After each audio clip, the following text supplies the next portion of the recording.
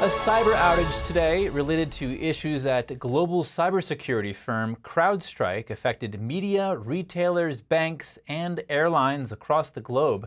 NTD's Iris Tao has more from the long lines at Milwaukee's International Airport. Over 2,000 flights were canceled on Friday after a wave of IT outages swept across the U.S. this morning. Meanwhile, many attendees of the Republican National Convention also found themselves stuck here in Milwaukee. It's just a total mess. It's not anything to do necessarily with the airlines, but you just have to be patient. The disruption was the result of a faulty software update pushed by American cybersecurity firm CrowdStrike. Computers running Microsoft Windows, a CrowdStrike client, were crashing as a result. And CrowdStrike says the issue has been fixed and that it's not a security incident or a cyber attack. But the airline industry was hit hard due to its sensitivity to timings. Other sectors were also affected. 911 and emergency services were down in several states, including New York, New Hampshire, and Arizona. Banks, hospitals, and companies around the world also had IT disruptions. Some tech titans, including Tesla and SpaceX CEO Elon Musk, said they would stop using CrowdStrike. The White House says President Biden has been briefed on the CrowdStrike outage, and his team is engaged with different agencies to get sector-by-sector updates and is standing by to help as needed. Reporting from Milwaukee, Wisconsin, Iris Tao, NTD News. Delegates at the Republican National Convention and Republicans across the country praised former President Trump's speech accepting the GOP nomination. European leaders also weighed in on Trump's presidential prospects. Our Washington correspondent Luis Martinez has more on this story.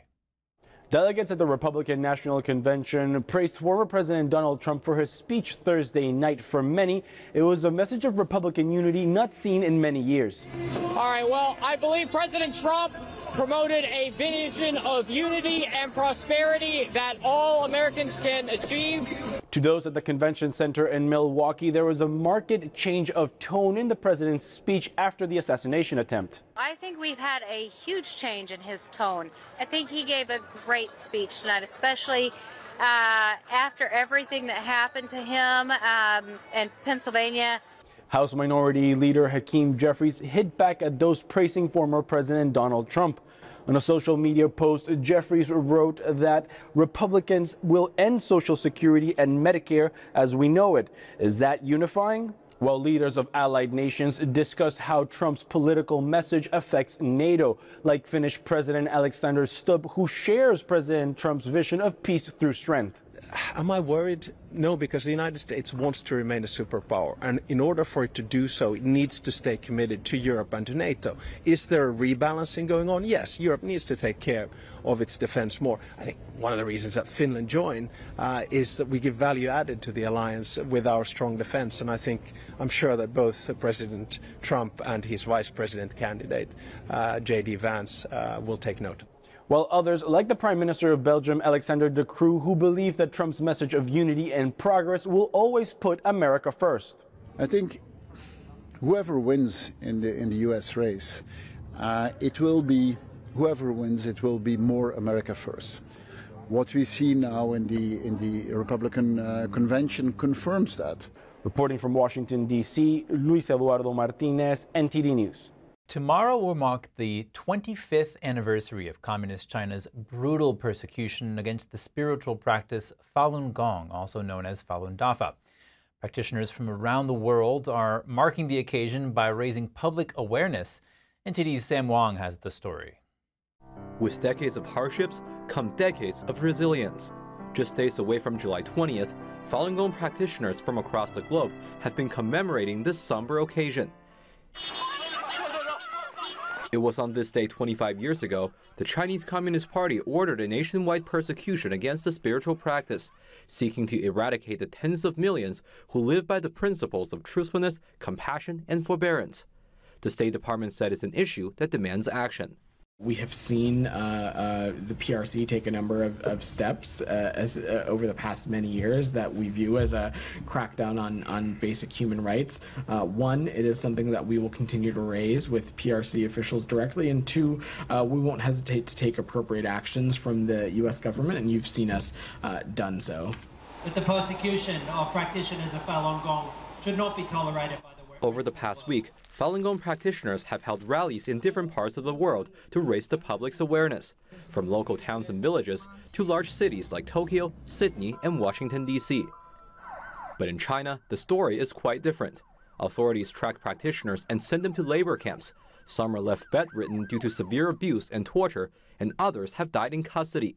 State Department reports suggest an untold number of Falun Gong practitioners have had their organs harvested on demand to supply China's transplant industry. The persecution of Falun Gong is criminal. The arbitrary detention, torture, forced labor, propaganda, and organ harvesting associated with this campaign are not only violations of international human rights standards, but also constitutes criminal acts that demand global condemnation. Today, getting the truth out remains a top priority for Falun Gong practitioners. In many instances, their voices are being heard. In June, the U.S. House of Representatives passed the Falun Gong Protection Act, a bill aimed at sanctioning foreign nationals who are complicit in China's state-sponsored organ harvesting. Despite facing adversity inside communist China, Falun Gong is now practiced by people from all walks of life in over 100 countries. Sam Wang, NTD News. For decades, the Chinese Communist Party has gotten away with the crime of stealing people's organs while they're still alive. Evidence continues to pour in, shedding light on this heinous crime.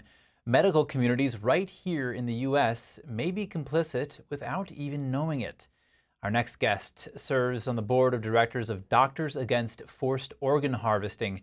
Dr. Alejandro Centurion joins us now. Dr. Alejandro Centurion, thank you so much for joining us today. How does the transplant industry in China differ from the transplant industry in Western countries? Well, in Western countries, ethics has the highest priority, and informed consent is a cornerstone of medical ethics in the West. And what we're seeing in China is completely against these principles. I mean, there are unethical forms of organ harvesting worldwide. People have heard of the black market or organ trafficking, where people typically may sell a kidney. But what we're seeing in China is something completely different. It's a term our organization, our NGO, medical NGOs, termed forced organ harvesting. It's the first time we've seen a state, a totalitarian state, literally kill on an industrial scale. What is the evidence for this happening? Well, there's so much evidence. It's the first evidence came out in 2006 of some whistleblowers, and since then there's just been an accumulation of evidence over the years. The China Tribunal came to the conclusion that forced organ harvesting was happening in China beyond any reasonable doubt, and that Falun Gong practitioners were the largest and primary victims, with some evidence that Christians, Tibetans, and now more recently the Uyghurs have also likely been targeted. The first two independent investigators that looked into these abuses were David Kilburn and David Matus, two Canadian lawyers, and they analyzed multiple calls that were made to Chinese hospitals where the doctors themselves stated clearly that they had Falun Gong practitioner organs, they were healthy, and there are multiple calls all throughout China, not just one hospital, multiple hospitals. There's also evidence of blood tests being done on Falun Gong practitioners that are done in detention, in labor camps. The United Nations, as of 2021, stated there was multiple special rapporteurs who stated there's credible evidence that this is still continuing. Now, I know that people from around the world travel to China to get cheap organs on demand fast. It's called transplant tourism. Which countries ban this? Israel was the first country to pass legislation. Spain passed legislation in 2010, and multiple other countries, including Taiwan, Malaysia, most recently Britain and Canada, have passed laws. And many of these are criminal laws where you get fined either monetarily or imprisoned for traveling to a country with unethical practices. Talk about any collaboration in the organ transplant industry between American scientists and Chinese scientists. Well, over the past 2 decades, since we saw the transplant explosion that occurred in China in the early 2000s, there have been multiple Chinese surgeons who've been trained by the West, many in the United States. There was actually a report that just came out from the Hudson Institute saying that the United States, we've trained probably at least 350 or so Chinese surgeons who then, with these skills that we teach them, go back and have committed these heinous crimes. So it's extremely important for the American medical community to be aware of these abuses because we are complicit with these crimes, and we train surgeons who go back and then commit these atrocities. There's also a lot of research collaboration between different major universities, not only in the United States, but also other European countries. So again, there's a lot of collaboration. In addition, I should mention the pharmaceutical industry also carries out a lot of research in China. So again, this highlights the importance of the world, and particularly the medical community, knowing about these atrocities. Dr. Centurion, recently the bipartisan bill called the Falun Gong Protection Act passed unanimously in the House. What sort of message will this send to China? It's going to send a very strong message to China that the United States is going to hold China accountable for these gross violations of medical ethics and these horrific human rights abuses. It will block any Chinese surgeons or others who are implicated in forced organ harvesting from coming to the United States by blocking their visas. And that will send a very strong message to China that it's going to protect this victim group, which is the largest group. And I was shocked by the numbers that there were 70 to 100 million people practicing this in China when it was first introduced. And we are very encouraged by the support we've seen so far, and hope, like I mentioned, that it'll be a bill by the end of the year. Yeah, it's so important for people to know about all of this. Alejandro Centurion, thank you so much for your time. It's my pleasure to have been with you, Chris. Thank you. Thank you for watching the Capitol Report. If you want to see our full broadcast, check us out at epochtv.com.